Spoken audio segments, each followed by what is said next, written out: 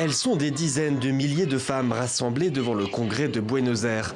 Toutes arborent à bout de main ou autour du cou le foulard vert, le symbole du combat pour la légalisation de l'avortement.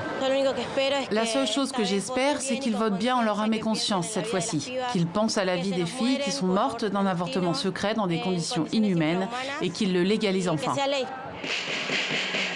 En tout, c'est la 8e fois qu'un projet de loi pro-IVG est présenté. Déjà en juin 2018, elles pensaient avoir fait le plus dur. Le texte adopté au Parlement, elles avaient laissé exploser leur joie. Mais quelques semaines plus tard, c'est la douche froide. Le Sénat s'y oppose. Alors aujourd'hui, les militantes sont de retour dans la rue, bien décidées à poursuivre la lutte. Je pense que nous devons commencer à attirer l'attention sur nos droits, à être de plus en plus unis parce que nous sommes nombreuses à exiger la souveraineté sur nos corps. Le sujet continue de diviser profondément la société argentine, encore très conservatrice.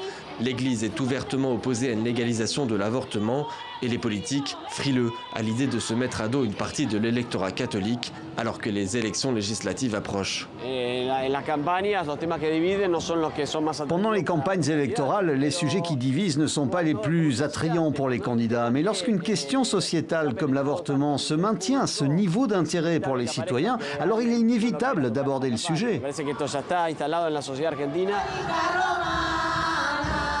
Actuellement, l'avortement n'est autorisé qu'à de très rares exceptions comme le viol. Et pourtant, chaque année en Argentine, près d'1,5 million d'avortements sont pratiqués dans la clandestinité.